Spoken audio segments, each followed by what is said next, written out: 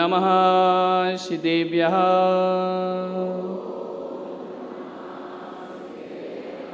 ॐ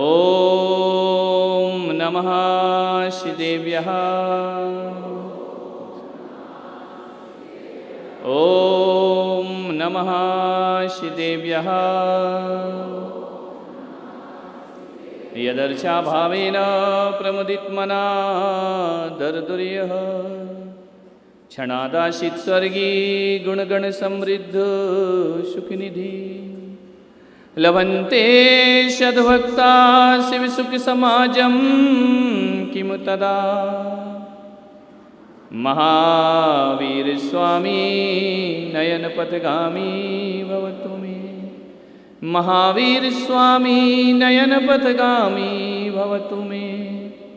महावीरस्वामी नयनपथगामी भवतु मे। प्रथम तीर्थंकर ऋषभदेव भगवान की, भगवान महावीर स्वामी की, परम पूज्य गुरुदेव आचार्य श्री पुष्पदंत सागर जी महाराज की, अहिंसा परमो धर्म की जय। जो 15 तारीख तक होना थी वो सत्र समाप्त हो चुका है। बहुत लोग आए, सबने आनंद लिया। ये बोनस का है ना? और ये बोनस का तो अब यही समझो कि समापन हो जाए तो उसके बाद मन भी समाप्त हो जाता है, लेकिन पर्युषण तक हमें इस कड़ी को जोड़े रखना है।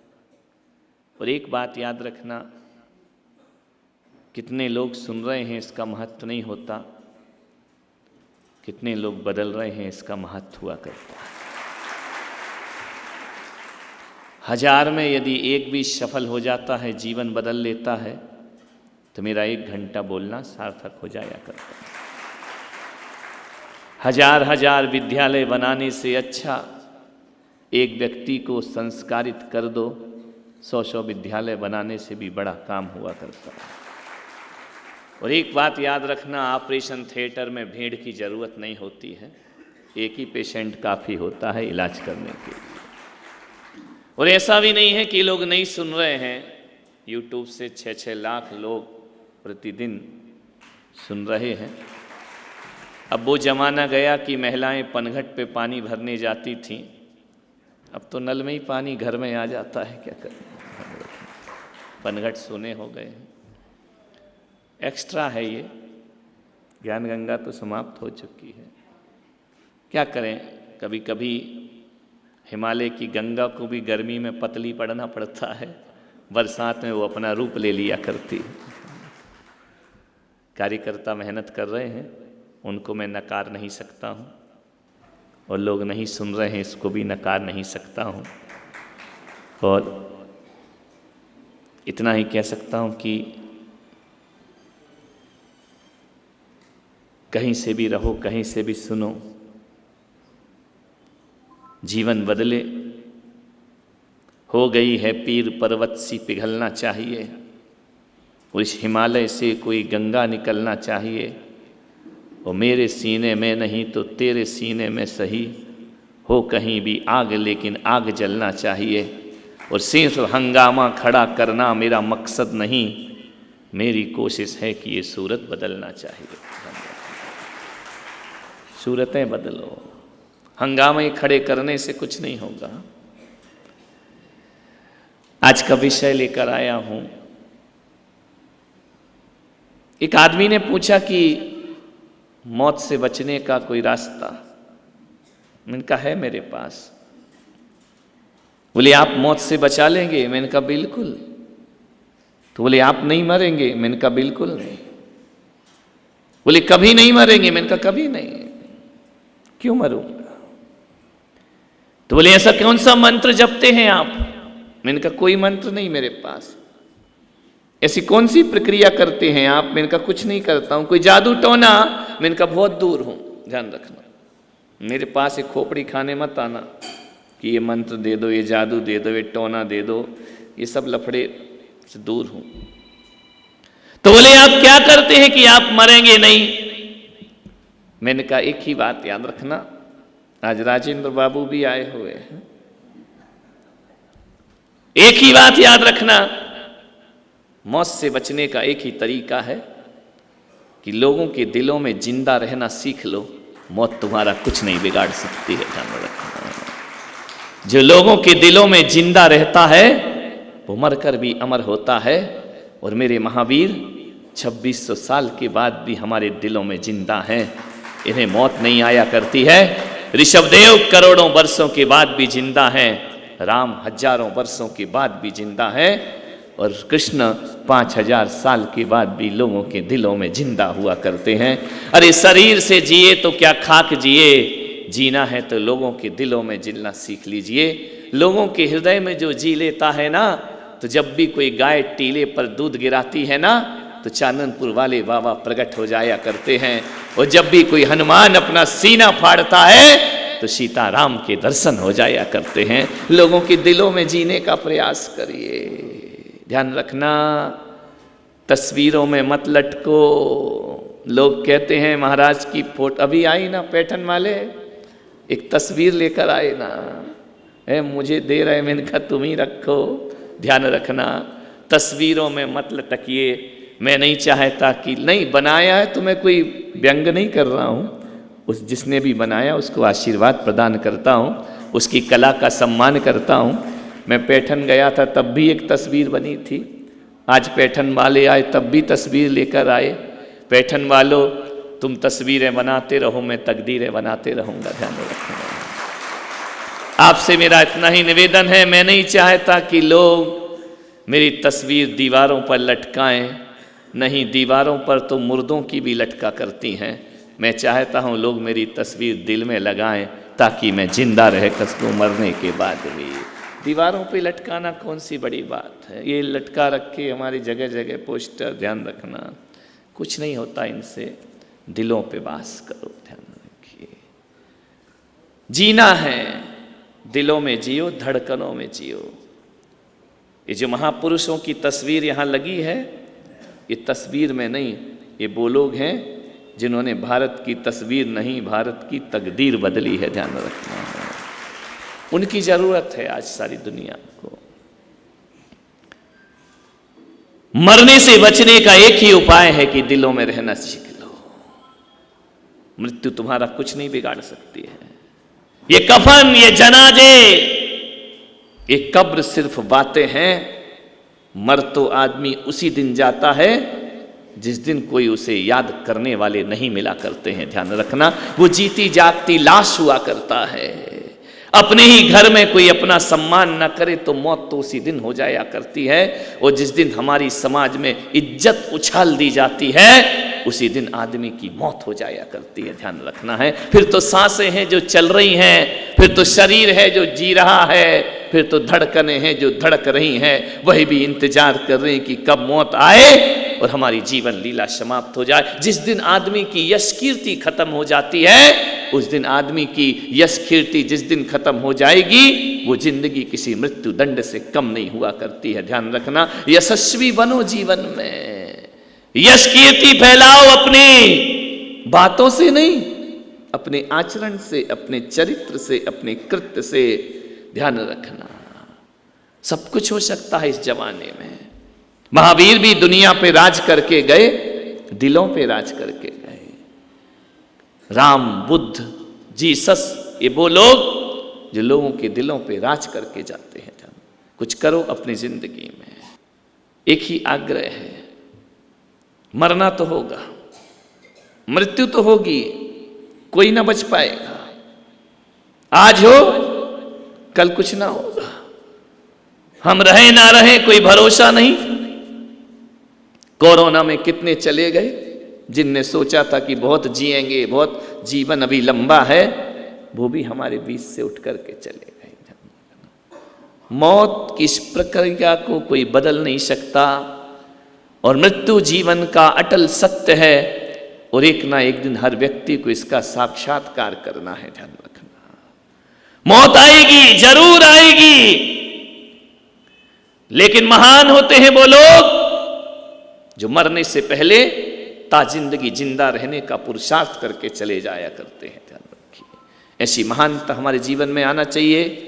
जीने वाले वो हैं जो पल भर में सदियों की जिंदगी जी लेते हैं और किसी की 100 वर्ष की जिंदगी से कुछ नहीं होता, ध्यान रखना। ऐसे मत जियो। एक दादाजी की मृत्यु हो गई, अर्थी जा रही थी। लोगों ने मुझसे पूछा, महाराज ये दादाजी स्वर्ग गए कि नरक गए? मैंने कहा मैं कोई यमराज का एजेंट थोड़ी हूं कि मैं सबके वही खाते बनाऊं कि स्वर्ग गए। आजकल मंदिरों में सब यमराज के दूत बैठे हुए हैं, ध्यान रखना। यदि किसी ने फूल की जगह चावल चढ़ा दिया, चावल की जगह फूल चढ़ा दिया, नरक जाएगा, नरक। अरे ऐसा लगता है जैसे यमराज ने तुझे ठेका दे रखा है कि कौन नरक जाएगा और कौन स्वर्ग जाएगा। हर आदमी एक दूसरे को नरक भेजने को तैयार है। हर आदमी कहता है इसने पूजा गलत कर दी, नरक जाएगा। और एक बात ध्यान रखना, जैनों में सबसे सस्ता यदि कुछ है तो नरक हुआ करता है। यहाँ तो दूध पानी पे नरक हो जाता है, यहाँ तो मंदिरों पे नरक हो जाता है, यहाँ तो पूजा करते करते नरक ढूंढ लिया करते हैं लोग। किसी ने थोड़ी सी गलती कर दी, नरक जाएगा। अरे ऐसे कैसे नरक जाएगा? नरक इतना खाली है कि हर कोई चला जाएगा, ध्यान रखना। नरक के लिए भी बहुत कर्म करना पड़ते हैं मेरे भाई। स्वर्ग के लिए कुछ नहीं करना और नरक के लिए 1000 काम करना पड़ते हैं। आज की दुनिया में नरक भी मुफ्त में नहीं मिला करता है, बहुत मेहनत करना पड़ती। गुंडागर्दी करो, लूटो, भाई चोरी करो, मर्डर करो, तब जाके नरक मिलेगा। अब बैठ के नमोकार अरिहंताणम कह रहे हो, नरक भेज रहे हो उस आदमी को, ध्यान रखना। यदि ऐसे लोग नरक जाएंगे तो स्वर्ग में क्या भैंस बंधेगी जाकर के, ध्यान रखिए। आपसे मेरा निवेदन, हर कोई नरक पहुंचा देता है हर किसी को। किसी ने कुछ थोड़ी सी गुस्सा कर दी, नरक जाएगा, नरक। अरे नरक का तू यमराज का एजेंट है क्या मेरे भाई? उसने कहा नहीं महाराज, आप महाराज हो। मैंने कहा महाराज हूं तो मैं दिन भर क्या बही खाता लेके बैठता हूं, कौन नरक जा रहा कौन स्वर्ग जा रहा है? नहीं, बोले महाराज देखो फिर भी बताओ वो दादाजी नरक गए या स्वर्ग गए? मैंने कहा देखो मुझे नहीं मालूम है, लेकिन आप बताओ तो, कुछ तो बताओ, आप इतने शास्त्र पढ़ते हो। मैंने कहा एक बात बताओ। बोले क्या? मैंने कहा उत्तर तू ही देना, मैं उत्तर नहीं दूंगा। तो बोले आप पूछिए, क्या पूछ रहे हैं? मैंने कहा दादाजी का जीवन कैसा था, इनने अपनी जिंदगी कैसे गुजारी? बोले जीवन की मत पूछो। मैंने कहा फिर नरक की काय को पूछ रहा है तू मेरे से? बोले जीवन तो ऐसा है। मैंने कहा कैसा? बोले 25 साल से तो पुलिस ढूंढ रही थी। अब सोचो ये आदमी स्वर्ग जाएगा, 25 साल से पुलिस ढूंढ रही है, 25 साल तिहाड़ जेल में बंद रहा।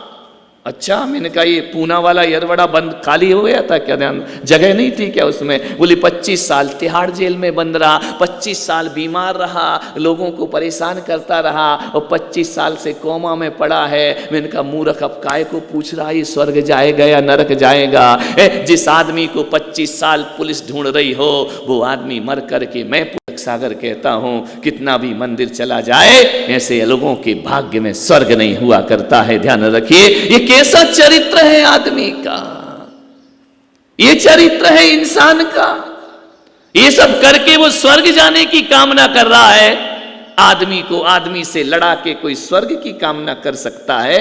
दो समाज, दो पंथों को लड़ा के कोई स्वर्ग जा सकता है?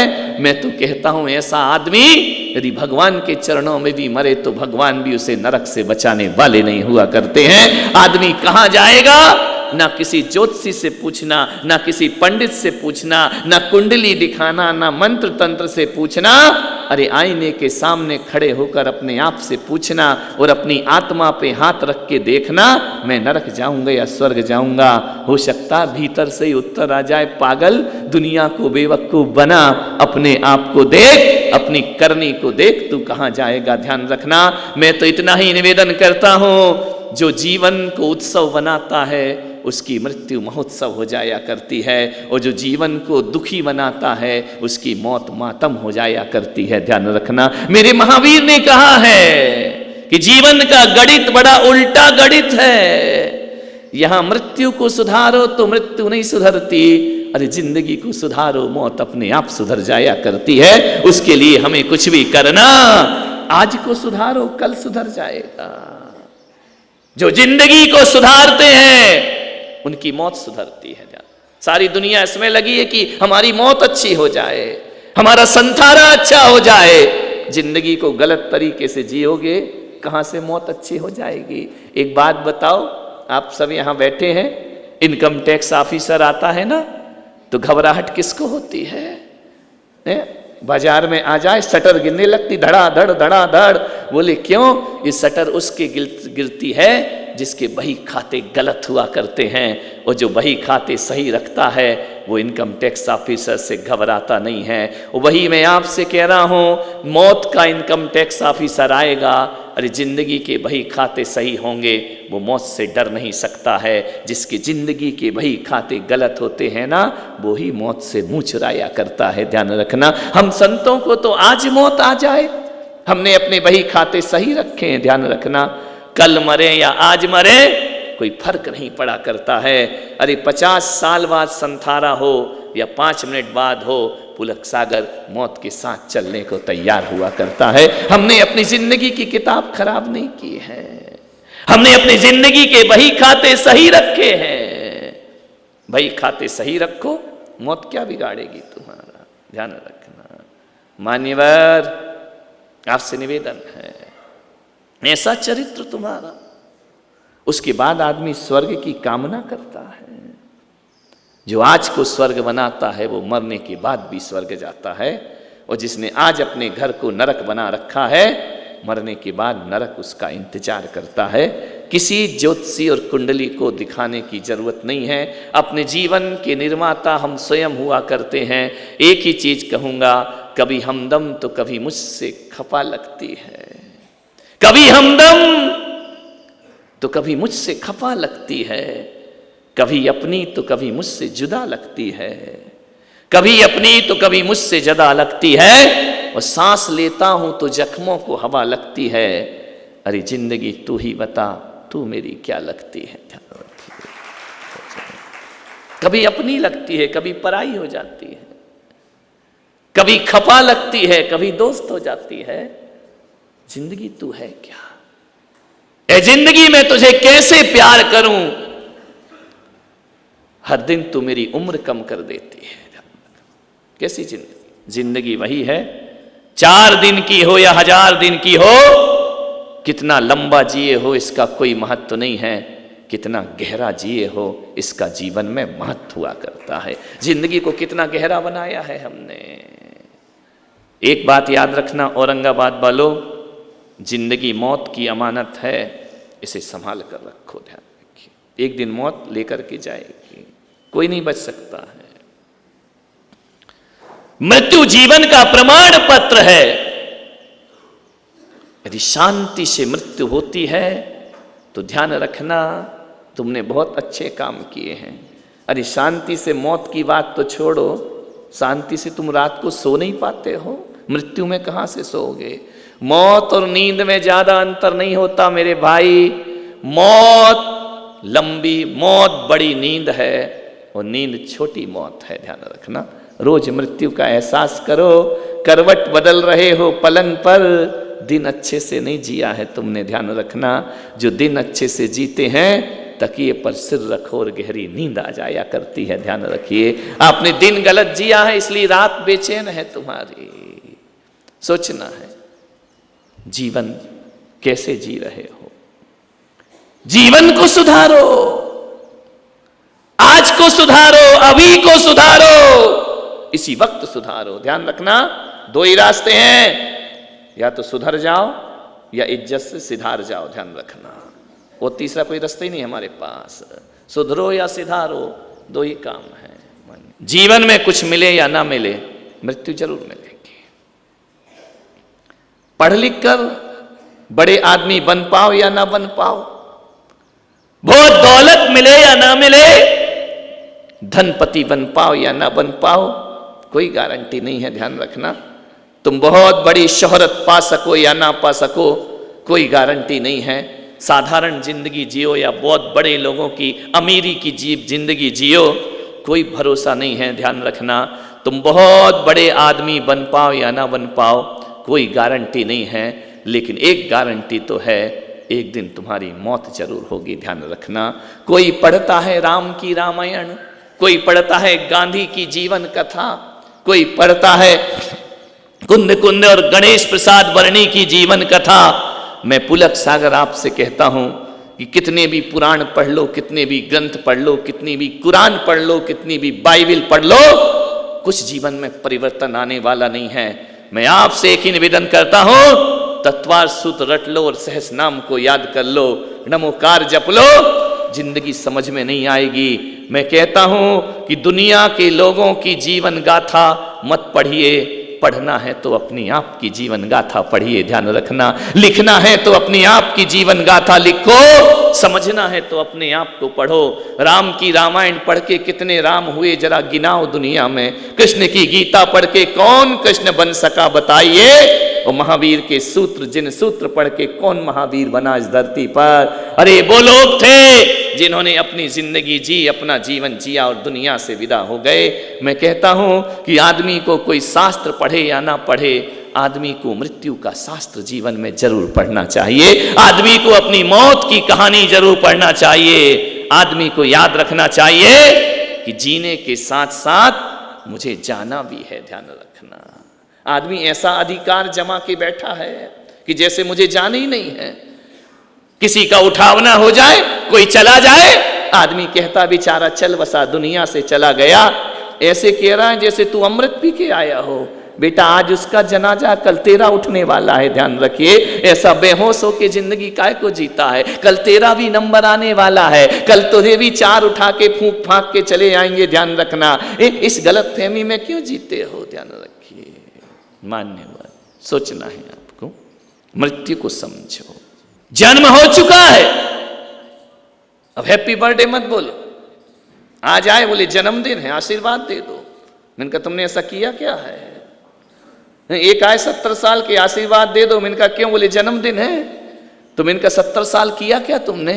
जब 70 साल कुछ नहीं किया तो 30 साल जी के कर क्या लेगा तू अपनी जिंदगी में, ध्यान रखिए। मान्यवर मेरा आपसे निवेदन है, जो हो चुका उस पर ध्यान मत दो।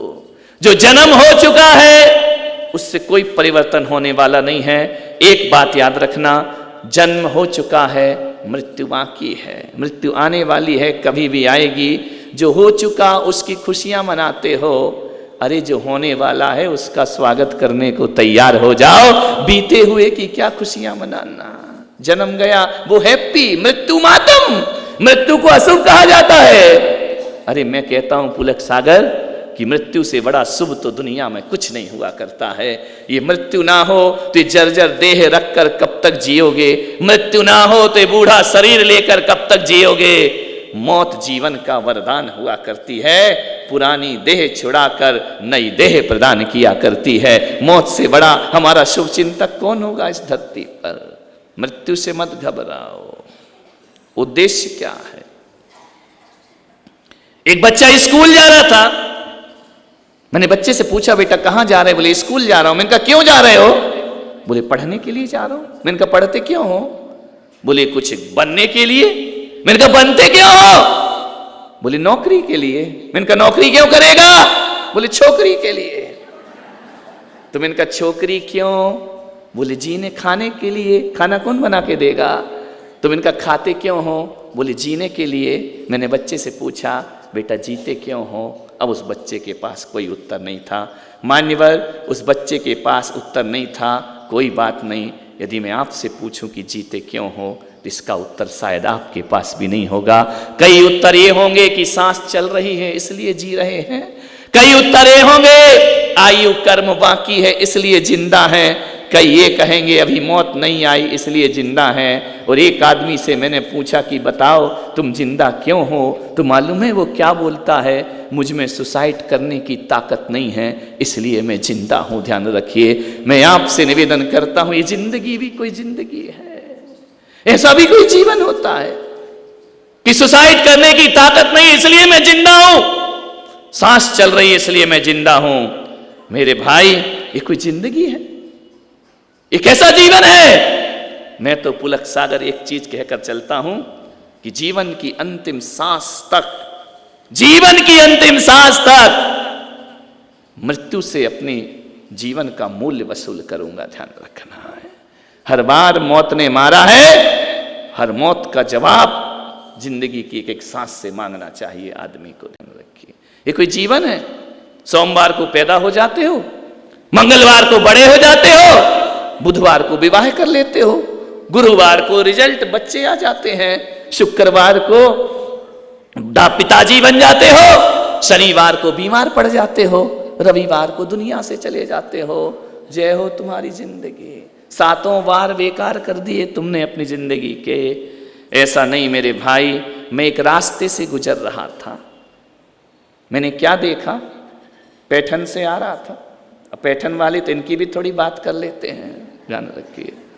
विहार करते आ रहा था, एक बगीचा देखा, रुके थे ना एक गार्डन में, किसका था मुझे नहीं मालूम, हाँ किसी का भी होगा, फूलों का होगा, ये बोलो ना, ध्यान रखिए। एक फूलों का बगीचा था, एक फलों का बगीचा था। मैं वहां से निकला, गुलाब का फूल खिला था, मैंने फूल को देखा, फूल ने मुझे देखा। मैंने कहा वो फूल, क्या जिंदगी है तेरी, सुबह खिला है शाम बिखर जाएगा, पंखरी पंखरी बिखर जाएगी, तेरी जिंदगी का जीने का सार क्या है। फूल ने कहा कि महाराज मैं ज्यादा तो कुछ नहीं जानता हूं, फूल बिखर जाते हैं खुशबू बनी रहती है, मेरी जिंदगी का सार इत्र हुआ करता है। मैं मर जाऊंगा लेकिन सुगंध छोड़ करके जाऊंगा, हजारों हजारों की जिंदगी को खुशबू से महका दूंगा, मेरी जिंदगी का सार इत्र है। मुझे बड़ी अच्छी बात लगी फूल की। फूल ने कहा महाराज एक बात पूछूं आपसे। मैंने कहा पूछो। बोले आपकी जिंदगी का सार क्या है, आप भी तो एक दिन बिखर जाओगे ना। मैंने कहा ओ फूल भाई तूने गजब प्रश्न किया है, अरे तूने कहा है कि फूल ने कहा कि मेरी जिंदगी का सार इत्र है, मैं पुलक सागर कहता हूं मेरी जिंदगी का सार चरित्र हुआ करता है। ध्यान रखना, इस दुनिया में अकेले फूल का इत्र ही नहीं महका करता है, इस दुनिया में चरित्र भी महका करता है। ध्यान रखिए, चरित्र की, अरे फूलों का इत्र तो फिर भी 2 सेकंड के बाद सुगंध उड़ जाया करती है, लेकिन चरित्र की सुगंध जिंदगी भर लोगों को महकाया करती है। फूलों की जिंदगी का सार इत्र है तो मनुष्य की जिंदगी का सार उसका चरित्र हुआ करता है। चरित्र को देखने का प्रयास करें। मान्यवर, मृत्यु जरूर है, मरने से पहले कुछ तो करना होगा जिससे दुनिया तुम्हें याद रखे।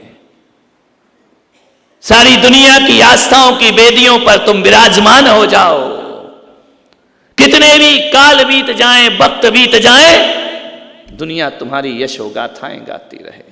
महापुरुष कौन होता है मालूम? कौन होता है महापुरुष? किसको कहते हैं महापुरुष? अपने आप को मत मानो, तुम तो तैयारी बैठे हो कि नहीं हम ही महापुरुष हैं दुनिया में। महापुरुष कौन होता है मालूम है? किसे कहा जाता है धरती पर महापुरुष? जिसके मरने के बाद, मरने के 100 साल बाद, 1-2 साल नहीं, तुम्हारे जैसे आज मरे कल तिया, परसों गूंज उठी सहनाई, बोले गर गया चला गया क्या करना है, शादी के कार्ड बट गए, शादी तो करना ही पड़ेगा ना, मर गया तो मर गया। 2 शब्द बोल दिए, मगरमच्छ के आंसू बरसा दिए, बोले बड़ा दुख हुआ बड़ा दुख हुआ। ये कोई जिंदगी है? कौन याद रखेगा बताइए? खड़े हो हमारे लोहाड़ी जी, हाँ तुम ही खड़े। तुम्हारे पापा का नाम क्या? अच्छा तुम अपना तो बताओ यार, है? अरे गर्व से बोलो। प्रमोद कुमार। तुम्हारे पापा का नाम क्या? हंसराज जी। हंसराज जी पांडे। पांडे। उनके पापा का नाम? दशरथ लाल जी। दशरथ। उनके पापा का नाम? लालचंद जी। उनके पापा का नाम? गणेश लाल जी। कुछ ही बोलते जा, मुझे थोड़ी मालूम है। उनके पापा का नाम? बस खत्म, 2-4 पीढ़ी में खत्म, बस इतना ही मालूम है। समझदार हो प्रमोद जी, विराज। तुम क्या समझे दीक्षा दे रहा हूं क्या मैं? एक आदमी 2 पीढ़ी के नाम बताएगा, 3 पीढ़ी के नाम बताएगा, 4 पीढ़ी के नाम बता। ये तो चलो बहुत समझदार इंसान है महावीर भाई। एक तो मुझे ऐसा मिला, मैंने कहा खड़ा हो, तेरे पिता का नाम? बोले दशरथ। मैंने कहा उसके पिता का नाम? बोले 11 रथ। मैंने कहा उनके पिता का? बोले 12 रथ। मैंने कहा उनके? बोले 13 रथ। मैंने कहा कितने बाप हैं? बोले जितने रथ। ध्यान रखना, विचार करना। इनने तो कम से कम 10 रथ पे ही रोक दिया, ये चाहते तो 1 लाख रथ भी बना सकते थे। ध्यान रखना, लेकिन इनने रोक दिया। अच्छी बात है। आदमी 2 पीढ़ी याद रखता है, 3 पीढ़ी याद रखता है, 4 पीढ़ी याद रखता है। ज्यादा जोर लगा दो 5वीं पीढ़ी का नाम बताएगा। उसके बाद वालों की कोई किस्से कहानी है तुम्हारे पास, उनके बाद वालों की कोई तस्वीर है तुम्हारे पास, लेकिन मुझ पुलक सागर से पूछना कि तुम्हारी पीढ़ियां गिनाओ, कौन है तुम्हारी पीढ़ी में। मैं इतना गिना सकता हूं कि दिन कम पड़ जाएंगे और सबके नाम बता सकता हूं। मैं यदि गर्व से कह सकता हूं कि कोई मेरे से पूछे कि तुम्हारे पिता का नाम क्या है, तो मैं कह सकता हूं आचार्य पुष्पदंत सागर मेरे पिता का नाम होता है। उनके पिता का नाम मैं कह सकता हूं आचार्य विमल सागर नाम हुआ करता है। उनके पिता का नाम आचार्य महावीर कीर्ति महाराज उनका नाम हुआ करता है। उनके पिता का नाम आचार्य आदि सागर, आचार्य शांति सागर, आचार्य कुंद कुंद भगवान। अरे मैं तो आपको इतनी पीढ़ी गिनाऊंगा कि 2600 साल पहले हुए महावीर तक तुम्हें ले जा करके खड़ा कर दूंगा। ध्यान रखिए, मेरे वंशज, मैं उनका वंशज हूं, मैंने उनके वंश में जन्म लिया है। ध्यान रखना, शरीर को जन्म देने से जिंदगी महान नहीं होती है। जीवन में चाचरण उतार लो, जिंदगी महान हो जाया करती है। ध्यान रखिए, मैं गिना सकता हूं, मैं महावीर की पूरी पीढ़ी गिना सकता हूं। महावीर पाटनी की नहीं, पाटनी की तो पाटनी नहीं गिना सकता है, मैं अपने महावीर की बात कर रहा हूं। ध्यान रखना, विचार करना है। गिनाओ, ऋषभदेव तक पहुंच जाओगे और ऋषभदेव में भी समाप्त नहीं होगे। उससे पहले भी भूतकाल में 24 हुए हैं। सुनने की ताकत है, गिनाऊं क्या मैं? खाना नहीं मिलेगा आज, ध्यान रखना, नाम ही सुनते रहोगे बैठ करके। ध्यान रखना, ऐसा नाम रोशन करो, ऐसी जिंदगी जियो कि हजारों पीढ़ियां भी तुम्हें याद करती रहें। 3 पीढ़ी में नाम समाप्त हो गए, 4 पीढ़ी में नाम समाप्त हो गए, और मेरे ऋषभदेव तो करोड़ों वर्ष पहले हुए हैं। आज भी उनके नाम लोगों के हृदय में लिखे हुए हैं। ध्यान रखना, आज भी वो हमारे हृदय में विराजमान है। जिंदगी को समझो, कुछ करो अपने जीवन में, व्यर्थ की जिंदगी मत जियो। एक संत थे, वो प्रवचन करते थे तो एक खोपड़ी अपने, जैसे मेरे पास जिनवाड़ी रखी है ना, उनके पास एक अमानव की खोपड़ी होती थी। लोगों ने कहा कि संत जी अशुभ है, व्यासपीठ पे बैठ करके आप ये मसान की खोपड़ी रख के प्रवचन करते हो, ये शुभ नहीं है, अशुभ हुआ करता है। संत ने कहा ये तो मेरे लिए बहुत शुभ है। बोले कैसे शुभ है? आप कोई तांत्रिक है क्या? संत ने कहा मैं तांत्रिक नहीं हूं। तो आदमी की खोपड़ी क्यों रखे हुए हैं? ये खोपड़ी में इसलिए रखा हुआ हूं कि जानते हो ये खोपड़ी किसकी खोपड़ी है? बोले शमशान में मैं गया था, ये खोपड़ी किसी और की नहीं है, मेरे पूर्वजों की खोपड़ी है। तो बोले क्यों रखा है इसको, इतना लगाव है उनको? नहीं, बोले जब जब मैं इस खोपड़ी को देखता हूं तो लगता है जब वो दुनिया में नहीं रहे, उनकी ये दशा है तो एक दिन मेरी भी यही दशा होने वाली है। जब जब इस खोपड़ी को देखता हूं, अरे शास्त्रों को देखो तो वो जीवन का बोध नहीं मिलता है, इस खोपड़ी को देखो तो जिंदगी का बोध मिल जाता है। घर से चला मुसाफिर दिल में ये अरमान थे, घर से चला मुसाफिर दिल में ये अरमान थे, एक तरफ थी बस्तियां और एक तरफ शमशान थे, पैर हड्डी पर पड़ा, हड्डी के ये बयान थे, संभल कर चल मुसाफिर हम भी कभी इंसान थे। ध्यान रखना, हड्डियां भी कभी इंसान रही इस धरती पर, सोचना है। ऐसा ना हो कि हमारा जीवन पश्चाताप में निकल जाए, हम ये नहीं कर सके, हम वो नहीं कर सके। सम्राट सिकंदर जब इस धरती पर आया ना, पूरा विश्व विजेता बन करके, जीवन का जब अंतिम क्षण सम्राट सिकंदर का आया तो सिकंदर ने कहा कि मैं कुछ दिन जीना चाहता हूं, मैं मरना नहीं चाहता हूं। बोले आप बहुत बीमार हैं, बीमारी से गए हैं सम्राट सिकंदर, भयानक बीमारी है आपको। सम्राट सिकंदर ने कहा कैसे भी हो मुझे बचाओ, मैं मरना नहीं चाहता हूं। दुनिया के सारे हकीम बुलाए, मांत्रिक तांत्रिक बुलाए, वैद्य बुलाए, सारे हकीम बैठे हैं। सम्राट सिकंदर ने कहा मुझे कुछ दिन की जिंदगी दे दो। हकीमों ने कहा कि सम्राट हम सब कुछ कर सकते हैं, तुम्हें जिंदगी नहीं दे सकते। बोले एक काम करो, मुझे 4 दिन की जिंदगी और दे दो। बोले नहीं सम्राट, 4 दिन की जिंदगी कैसे दे दे? बोले मैं तुम्हें अपना आधा राज्य दे दूंगा, तुम मुझे 4 दिन का जीवन दे दो।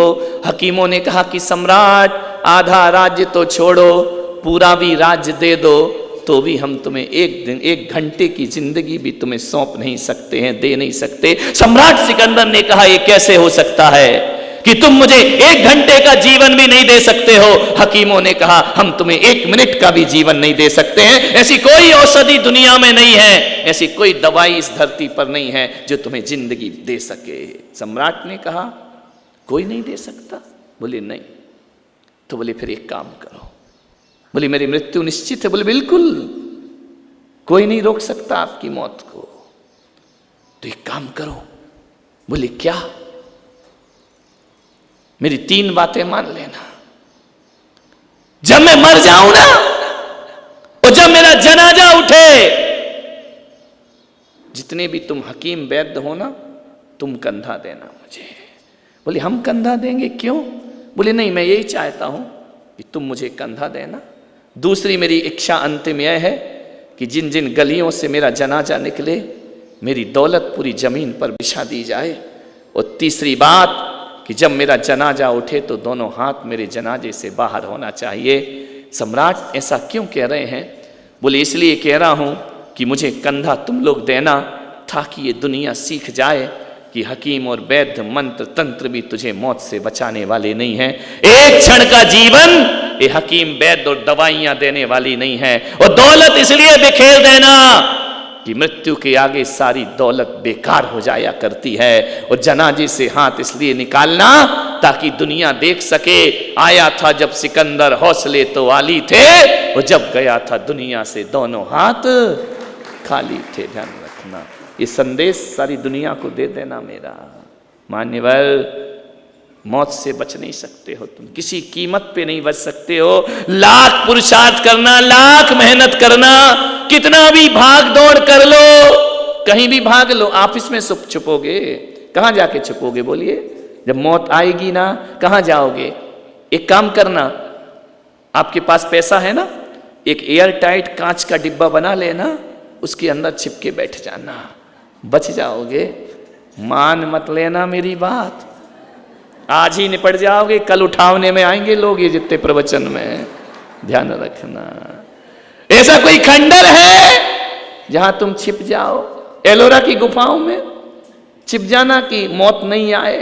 ऐसा कोई महल है? राष्ट्रपति भवन में भी चले जाना तो भी मौत वहां छोड़ती नहीं है मेरे भाई।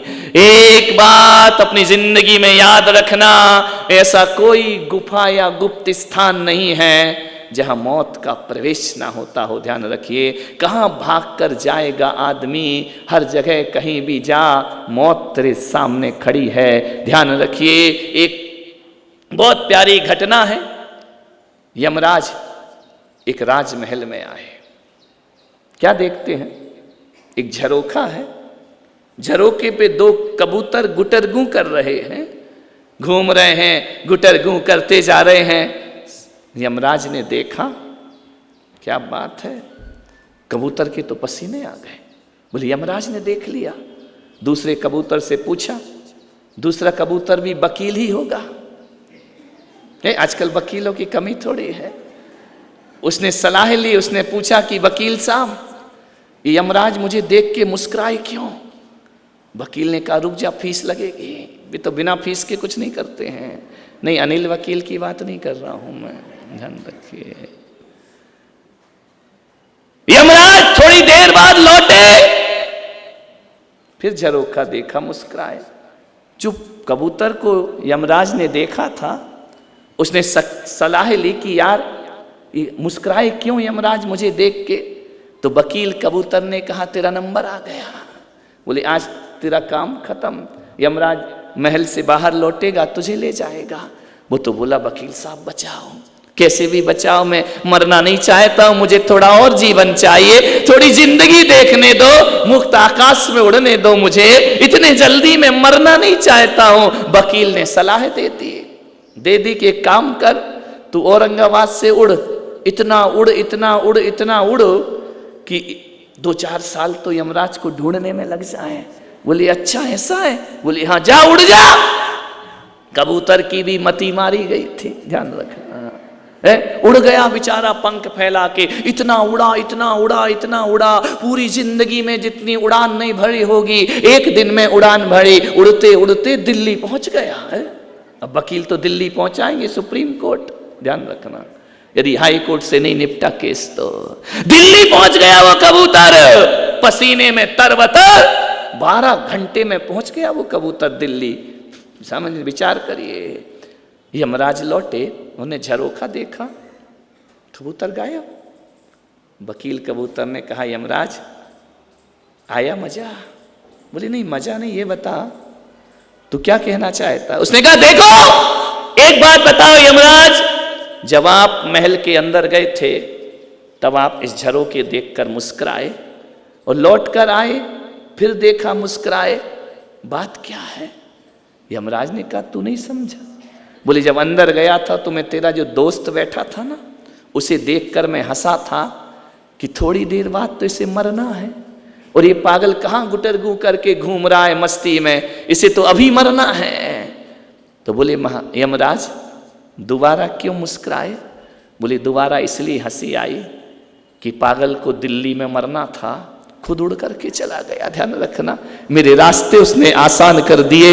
तू वकील क्या सलाह दे रहा था कि 2-4 साल ढूंढने में लगेंगे, हंसी तो मुझे इस बात की आई थी कि मरना तो तुझे दिल्ली में है, पागल झरोखे में काहे को बैठा है, और मैं लौट के नहीं आ पाया, वो पागल उड़ करके दिल्ली पहुंच गया। ध्यान रखिए, अब मेरे रास्ते और आसान हो गए, अब मैं उसे जल्दी से उठा करके ले जाऊंगा। मान्यवर, वो कबूतर कोई और नहीं है, वो कबूतर आप और हम हैं। परेशान हो गए, बीमार हो गए, सांस फूल रही है, अस्पताल ले चलो। अपोलो कहां ले जाएं? बोले दिल्ली ले चलो। बेका पागल नादान, तू दिल्ली नहीं जा रहा है, मौत तुझे दिल्ली बुला रही है। ध्यान रखना, मौत तुझे कह रही है पागल औरंगाबाद में पैदा होना है और दिल्ली से विदा होना है, चल उड़ करके तू ही आ जा।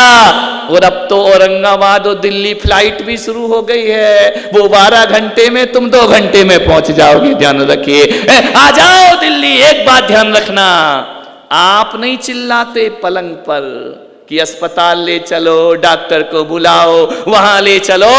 हकीकत में जुबान पर मौत बैठती है और वो कहती है फलाने अस्पताल के अमुक वार्ड के अमुक नंबर के पलंग से तुझे विदा होना है, चल उठ, कहां घर के पलंग पे पड़ा हुआ है। ध्यान रखना, कितना भी भाग लो, कितना भी भाग लो, मौत अपने स्थान पर तुम्हें अपने आप बुला लिया करती है। कहां मरना है यह भी मौत जानती है। कोई जरूरी नहीं है कि जहां पैदा हुए वहीं से विदा हो जाओ। ध्यान रखना, मृत्यु तो जरूर होगी। अब कैसे बचोगे राजेंद्र बाबू? कहां जाओगे भाग के? सोचो जरा, विचार करो। नहीं, राजेंद्र बाबू का मतलब राजेंद्र बाबू नहीं, सारे बाबू हो। आजकल तो ये प्रचलन हो गया ना है। आजकल, पहले तो पिताजी को बाबू कहते थे, आजकल तो ये पतियों को बाबू कह के बुला रही है। ध्यान रखना, मेरा बाबू, मेरा बाबू। दत्त तेरे की क्या जिंदगी है तुम्हारी? नहीं, बहुएं नहीं कहती मेरा बाबू। मैं तो सोच सोच के हैरान हूँ, बाबू कौन है? बाप, पति बाबू बन गया क्या? विचार करना है, सोचना है। मान्यवर, छोटा बच्चा है तो बाबू, पति है तो बाबू, बाप है तो बाबू।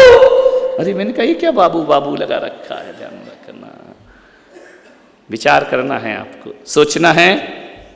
मृत्यु तो जरूर आएगी। न मेरा एक होगा न तेरा लाख होगा, न मेरा एक होगा न तेरा लाख होगा, न मेरी तारीफ होगी न तेरा मजाक होगा। मत अकड़ इस शरीर पर ये इंसान, एक दिन तेरा भी खाक होगा, एक दिन मेरा भी खाक होगा। ध्यान रखना, मौत आए उससे पहले जिंदगी को संभाल लो। क्यों सोचते हो कि मैं मर जाऊंगा तो रिश्तेदार मिलने आएंगे कि नहीं आएंगे? कितने लोग आएंगे? अरे पागल नादान, कौन आएगा? आपसे भी कह रहा हूं, वो तो चलो मर गया बेचारा, तुम जीते जी काहे को मर रहे हो?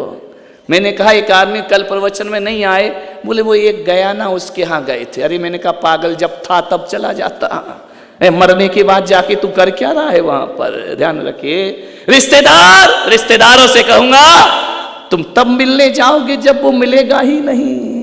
मैं पुलक सागर कहता हूं, मरने पे जाओ या ना जाओ, जीते जी गले मिलाओ, जिंदगी तुम्हारी सार्थक और सफल हो जाएगी। मरने के बाद जाके क्या करोगे? ध्यान रखना, विचार करना है आपको। मरने के बाद गुनाह माफ कर देते हो, कहते हो कि मर गया सब भूल जाओ उसकी दुश्मनी को। अरे पागल, मर के भूले तो क्या खाक भूले? जीते जी क्षमा कर देते ना तो महावीर तुम्हारे जीवन में उतर आते, तुम्हारे आचरण में उतर आते। जीते जी क्षमा करने का प्रयास करिए। आप बताइए, मरने के बाद तारीफ करोगे खड़े होकर श्रद्धांजलि है 10 मिनट का, वो भी सब ढोंग धतूरा है और कुछ नहीं है। ध्यान रख, पाखंड है सब। विचार करिए, 10 मिनट का बहुत अच्छा आदमी था, चला गया। भगवान ऐसे लोगों को बहुत जल्दी उठा लेता है। रामलाल कल तक कह रहा था इसको कब उठाएगा भगवान, आज कह रहा है बहुत जल्दी उठा लेता है। अरे इस अच्छे अच्छे मीठे शब्द जो बोल रहा है ना, अरे मरने के बाद क्यों बोल रहा है पागल? जीते जी मरते समय उसके कान में बोल देता कि तेरे जैसा अच्छा आदमी नहीं है, तो मैं सोचता हूँ कि शायद उसके प्राण बड़ी शांति से निकल जाते, उसका जीवन सार्थक हो जाता, उसकी जिंदगी सफल हो जाती। क्यों इंतजार करते हो? मरने के बाद सोचते हो कि हमने माता पिता के साथ काश वक्त दिया होता, तो माता पिता की जिंदगी क्या होती? मैं कहता हूं मरने के बाद ये पछतावे मत करो, जीते जी अपने परिवार को वक्त देने का प्रयास करिए, समय देने का प्रयास करिए। आप जब भी घर जाओ, आप ऐसे घर जाते हो, एक वकील ऐसे घर आता है जैसे क्लाइंट से मिलने जा रहा हो। ध्यान रखना, एक डॉक्टर ऐसे आता है घर, जल्दी जल्दी खाया पिया, जैसे पेशेंट से बात करने के लिए गया हो। ध्यान रखना, एक दुकानदार ऐसे आता है जैसे कस्टमर से बात कर रहा हो। मैं पुलक सागर आपसे कहता हूं कि आपके घरों में ना आपका कस्टमर याद कर रहा है, ना आपका पेशेंट याद कर रहा है, आपके घर में इंतजार कोई आपका क्लाइंट नहीं कर रहा है। मैं पुलक सागर कहता हूं, आपके घर में आपकी पत्नी इंतजार कर रही है। पत्नी को वकील की नहीं, एक पति की जरूरत हुआ करती है। जब भी घर में प्रवेश करो तो पति बन के प्रवेश करो। ध्यान रखना, ये अपना चोला, ये अपनी डिग्रियां वहीं उतार दिया करो जहां घर में जूते चप्पल उतारा करते हो। ध्यान रखना, घर के अंदर प्रवेश करो, एक अच्छा बेटा बन के प्रवेश करो, एक अच्छा पति बन करके प्रवेश करो, एक अच्छा पिता बन के प्रवेश करो। आज पिता, पति, बच्चे सब खो चुके हैं, सब डिग्रियों का भार सिर पर लेकर चला करते हैं। मान्यवर, सुबह से शाम पत्नी इंतजार करती है। ध्यान रखिए, सुबह से शाम एक बच्चा इंतजार करता है, सुबह से शाम एक मां इंतजार करती है। जब वो चले जाते हैं तब तुम कहते हो काश हमने उन्हें वक्त दिया होता। ध्यान रखिए, मर जाने के बाद क्यों करते हो ये सब बातें?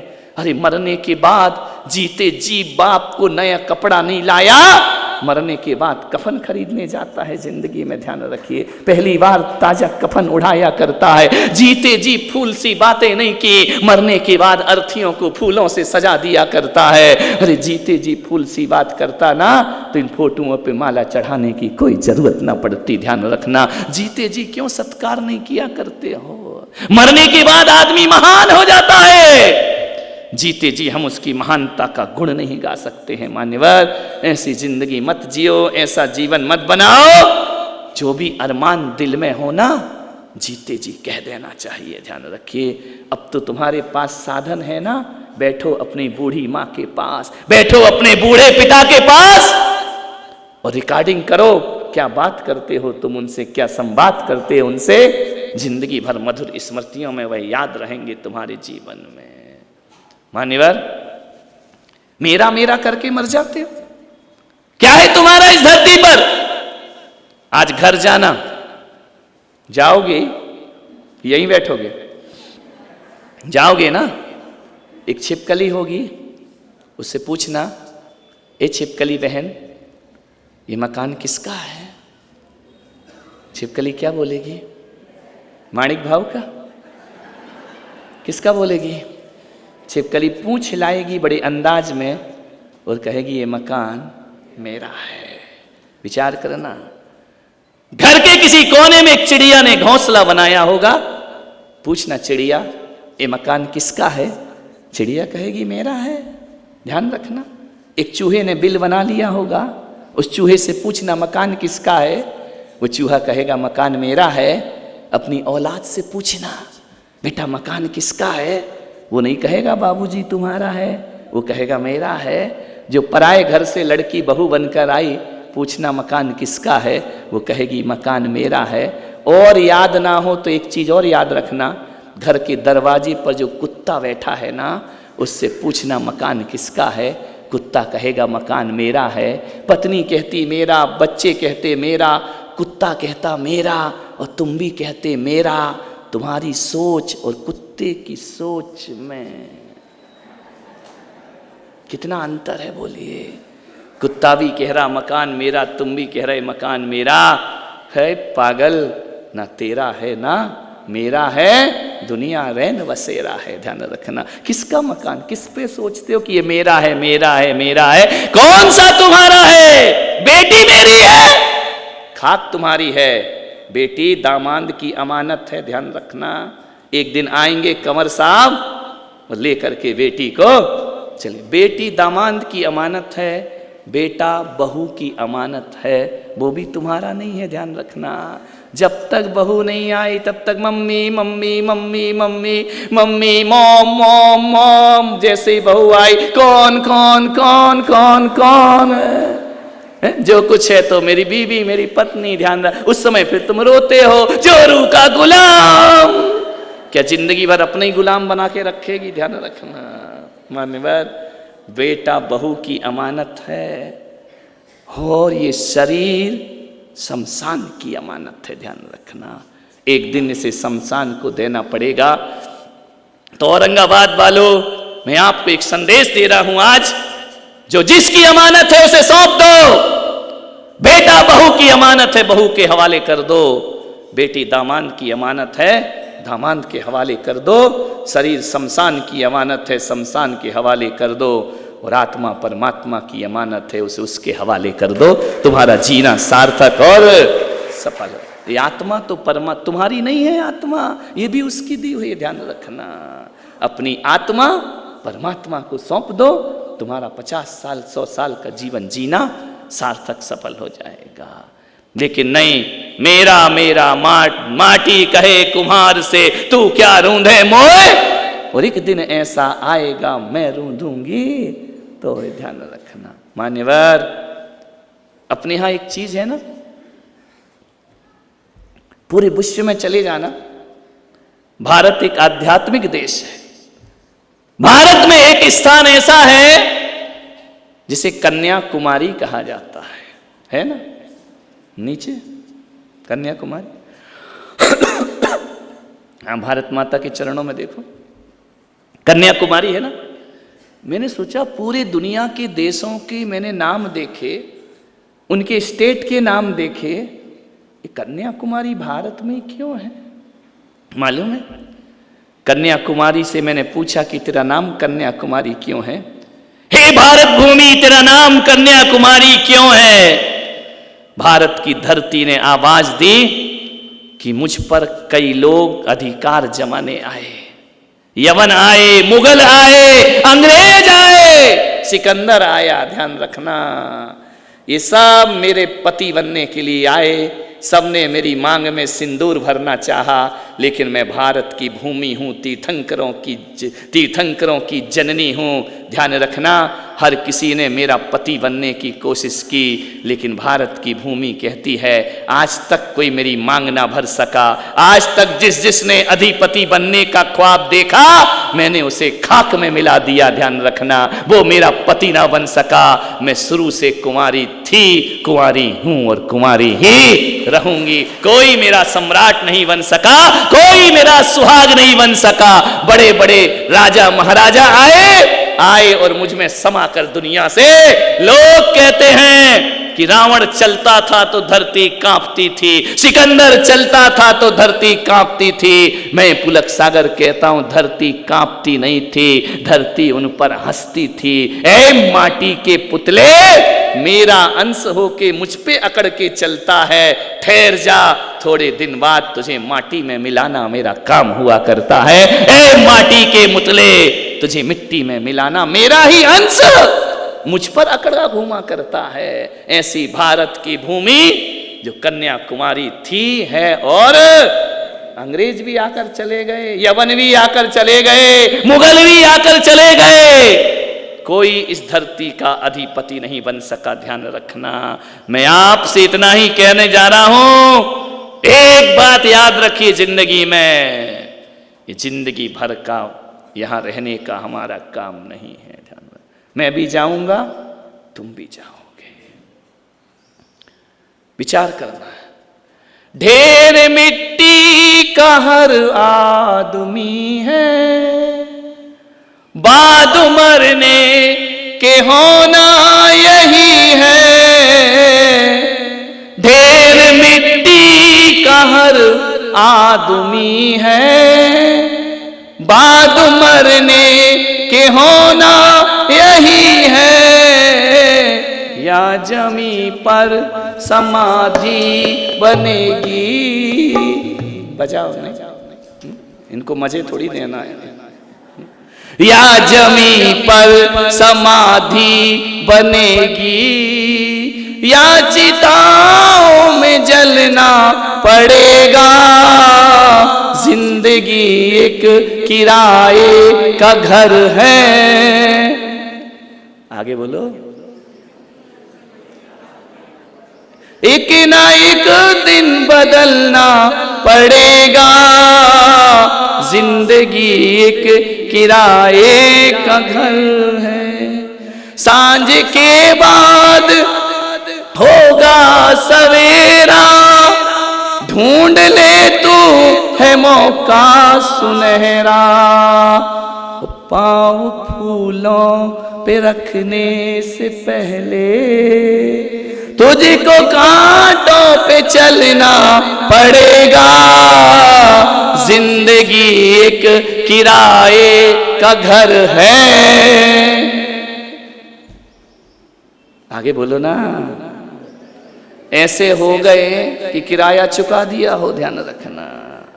एक दिन मेरा गला थोड़ा है ना, ऐसा ना हो कि वो अभी किराए का मकान खाली करा ले। ध्यान रखना। मान्यवर, एक ही निवेदन है आपसे, मरना तो जरूर है। सारी दुनिया जीवन सिखाती है, मेरे महावीर मृत्यु सिखाते हैं। ध्यान रखना। जीना कैसे है ये दुनिया ने सिखाया, मरना कैसा है ये मेरे महावीर ने सिखाया। ध्यान रखना। महावीर कहते हैं कि डर डर के, घबरा घबरा के मत मरना। जिंदगी सम्राट की तरह पैदा हुए हो, सम्राट की तरह जीना और सम्राट की तरह दुनिया से विदा हो जाना। ध्यान रखिए। मरते दोनों हैं, एक संत भी मरेगा और एक ग्रस्त भी मरेगा, संसारी भी मरेगा, लेकिन दोनों की मृत्यु में अंतर इतना ही हुआ करता है। एक वो होता है गोबर का कंडा, क्या बोलते हो तुम, गोबर का उपला, समझ गए ना। ऐसी चीजें समझो, यही काम आएंगी लास्ट में। ध्यान रखना है। वो गोबर का सूखा हुआ कंडा, उसमें बाल उलझ जाए ना तो बाल को खींचो तो बाल टूट टूट जाता है, वह कंडे को छोड़ता नहीं है। ये संसारी की मौत है। ध्यान रखना। टूट टूट जाती हैं सांसें, शरीर छोड़ना नहीं चाहती हैं। और एक मृत्यु होती है संत की, जो मक्खन का गोला होता है ना, उसमें बाल उलझ जाए तो धीरे से बाल निकाल लिया जाता है, मक्खन ज्यों का त्यों पड़ा रहता है। ध्यान रखिए। उसे महावीर संथारा कहा करते हैं, उसे महावीर सन्यास की मौत का। मैं चाहता हूं औरंगाबाद वालों, मरोगे तो सब कुछ, लेकिन मैं नहीं चाहता कि तुम ऐसी मौत मरो तुम संत की मौत मरो, तुम्हारा जीवन सार्थक हो जाएगा, जीना सार्थक हो जाएगा। मक्खन के गोले से जैसे बाल निकाला जाता है, अरे तलवार से जैसे म्यान हटाई जाती है, सांप जैसे कैंचली छोड़ता है, ज्ञानी वैसे शरीर को छोड़ करके विदा हो जाया करता है। मृत्यु ऐसी ही होना चाहिए। ये सुखद मृत्यु है, ये कुत्ते की मौत नहीं है, ये अरिहंतों की मौत है, ये सिद्धों की मौत है। ध्यान रखना, ये संतों की मौत हुआ करती है। सारी दुनिया ने विरोध किया संथारे का। हमारा जैन समाज वो समाज है, हम कभी आंदोलन नहीं करते, हम सरकारी संपदाओं को नुकसान नहीं पहुंचाया करते। हमारा समाज वो शांति प्रिय समाज है, हमने कभी रेल की पटरियां नहीं उखाड़ी हैं। ध्यान रखना, हम उस महावीर के वंशज हैं जो देश को तहस नहस करके अपनी बातें नहीं मनवाते। ये जैन समाज यदि मौन जलूस भी निकाले तो सुप्रीम कोर्ट भी कहती है संतारा जायज हुआ करता है। ये अधिकार जैनियों को, जैनियों ने कभी हिंसक आंदोलन नहीं किए हैं, हमेशा अहिंसक अपनी बात रखी है। मैं जानता हूं पूरा देश एक हो गया था, चारों संप्रदाय एक हो गए थे। जब हमारे सिद्धांतों पर प्रश्न चिन्ह लगा करता है, सिद्धांतों से छेड़छाड़ होती है, ये जैनी तलवार नहीं उठाता है। लेकिन ध्यान रखना, तलवार से भी ज्यादा शांति की धार हुआ करती है। आज तक जितनी मांग, चाहे अल्पसंख्यक की मांग हो, हमने कब आंदोलन किया, हमने कब उपद्रव किया है। मैं सारी दुनिया को संदेश देता हूं कि जैन समाज से पूछे कि अहिंसा के दपथ पर चलकर कैसे अपने सिद्धांतों को जीवित रखा जाता है। हमने तलवार नहीं उठाई, डंडे नहीं उठाए। अरे दूसरी समाज के किसी के भी जलूस निकले तो पुलिस की जरूरत पड़ती है, लेकिन मेरी समाज चलती है तो कोई पुलिस की जरूरत नहीं पड़ा करती है, कोई डंडे की जरूरत नहीं पड़ा करती है। हम स्वयं अनुशासित होकर के चला करते हैं, हम स्वयं पर अनुशासन करते हैं। तेरा पंथ के आचार्य हुए तुलसी, जिन्होंने कह दिया पहले शासन फिर अनुशासन। ध्यान रखना, उन्होंने पहली बात कह दी। जैन दर्शन वो है जो अनुशासित दर्शन है, वो बड़ी विनम्रता सभ्यता के साथ जीने वाले लोग। लेकिन एक बात मैं कह सकता हूं कि एक दिन मोदी जी ने भी ये कहा था जब वह गुजरात के मुख्यमंत्री थे कि दुनिया में सबसे ज्यादा टैक्स देने वाली समाज है तो वह जैन समाज हुआ करती है। भारत की अर्थव्यवस्था को कोई संभालता है तो जैन समाज संभाला करता है। और एक और सर्वे हुआ, सबसे ज्यादा शिक्षित बालिकाएं, लड़कियां यदि कहीं हैं तो जैन समाज की बेटियां हुआ करती हैं, जो सबसे ज्यादा साक्षर हुआ करती हैं। ध्यान रखना, हम क्वांटिटी में भले कम हैं, क्वालिटी में हम बहुत मजबूत हुआ करते हैं। ध्यान रखना, भारत की अर्थव्यवस्था जैनियों से चला करती है। कभी अपने को अपने वतन से शिकायत नहीं रही है। हमारे मंदिर लूटे, हमने शिकायत नहीं की। ध्यान रखना, हमारे तीर्थ लूटे, हमने कुछ नहीं किया। ध्यान रखना, हम वो लोग हैं, हम केवल पत्थरों को तीर्थ नहीं, हम चलते फिरते साधुओं को तीर्थ माना करते हैं। ध्यान रखना, हम चतुर्वेद संघ को तीर्थ माना करते हैं और हमने किसी इंसान को भी तीर्थ नहीं माना। जैनी तीर्थ मानता है, अपने चरित्र को तीर्थ माना करता है। ध्यान रखना, महावीर का चरित्र, महावीर की अहिंसा, कैसा अहिंसक जीवन भगवान महावीर का, जिसके आभा मंडल में आकर, मैं तो कहता हूं, अभी फादर ने बताया ना कि अमेरिका में 2 यूनिवर्सिटी में रिसर्च हुआ है कि सारे विश्व में शांति लाना है। अब जैन धर्म अपनाना होगा सारी दुनिया को, महावीर के सिद्धांत अपनाना पड़ेंगे सारी दुनिया को। ध्यान रखना, मैं ऐसा इसलिए नहीं बोल रहा हूं कि मैं जैन संत हूं। और एक बात याद रखना, मैंने जैन सन्यास इसलिए नहीं लिया है कि मैं जैन धर्म में पैदा हुआ हूं। मैं जैन साधु इसलिए नहीं बना कि महावीर के वंश में पैदा हुआ हूं। मैं इसलिए महावीर को माथा झुकाता हूं कि वो झुकाने जैसा व्यक्तित्व है उनका, इसलिए मैं उन्हें अपना माथा झुकाया। महावीर जैसा चरित्र, ध्यान रखना, सोचना है, आपको विचार करना है। आज सीमाओं पर मैं अमेरिका से भी कहता हूं, फादर जाते हैं कई देशों में, जाकर के इतना कहना सारी दुनिया से, चाहे वो चाइना हो, चाहे रूस हो, चाहे अमेरिका हो, एक बात ध्यान रखना, पूरी दुनिया में अणुबम से दुनिया की कोई कल्याण होने वाला नहीं। अरे हथियारों से दुनिया नहीं जीती जाती, महावीर के प्यार से दुनिया जीती जाती है। ध्यान रखना, वही मैं कह रहा हूं कि अमर होना सीखो, अमर वही लोग होते हैं। मेरे एक बात कह के समाप्त करता हूं। एक सैनिक हुआ आबू जैन, ध्यान रखना, राजस्थान की महाराणा प्रताप की सेना में शामिल था। मालूम है क्या करता था? दोनों हाथों से तलवार चलाया करता था, शत्रुओं के सिर काट दिया करता था, धड़ से अलग कर देता था दुश्मनों के। जैन, आप सोचेंगे जैन तलवार उठा रहा है, सैनिक था वह। महाराणा प्रताप ने उसका बड़ा सम्मान किया, काट दिया करता था शत्रुओं के। और मालूम है, जैसे ही सांझ ढलती थी घोड़े से उतर के प्रतिक्रमण किया करता था। व्रती था। पूछा राणा ने, क्या बात है, दिन भर तो तुम तलवार चलाते हो और सांझ को कहते हो ए इंदिया बे इंदिया ते इंदिया तस्मिच्छामि दुक्खड़म, एक तरफ क्षमा मांगते हो और एक तरफ तलवार उठाते हो। तो मालूम है वो हमारी समाज का सैनिक क्या बोलता है कि महाराणा, राणा जी, जब मैं घोड़े पर बैठकर शस्त्र उठाता हूं वे मेरा राजधर्म होता है, और जब प्रतिक्रमण करता हूं वे महावीर का आत्मधर्म हुआ करता है, वह महावीर की संपदा हुआ करती है, मेरे महावीर की अहिंसा हुआ करती है। मेरे महावीर ने ये नहीं सिखाया है कि युद्ध के मैदान में तुम प्रतिक्रमण लेकर मत बैठना, शत्रु आए तो विरोधी हिंसा करना, खड़े होकर के तैयार हो जाना, लेकिन सांझ होते होते अपने सब दोषों से मुक्त होने का प्रतिक्रमण कर लेना। ध्यान रखना, पर्युषण पर्व आ रहा है, प्रतिक्रमण का पर्व है, सामायिक का पर्व है, साधना का पर्व है। हमारी श्वेतांबर समाज के पर्युषण पर्व चल रहे हैं, उनकी समाप्त होती अपने शुरू हो जाएंगे। लोगों ने कहा एक ही डेट पे क्यों नहीं होते? अरे मैंने कहा एक डेट पे होंगे तो 8 दिन के होंगे, 10 दिन के होंगे, अलग अलग होंगे तो 18 दिन के होंगे। 18 दिन साधना करेंगे। क्या दे? बोले बटे हैं जैनी। मैंने कहा काहे को बटे हैं? हम तो चारित्र के साधना के दिन बढ़ा रहे हैं। मैं तो कहता हूं 4 संप्रदाय है ना, चारों के पर्युषण 8-8 दिन के लगा दो, पूरा महीना हमारा तपस्या में बीत जाएगा। पूरी साधना, हर चीज से थोड़ी बंटवारा हो जाता है।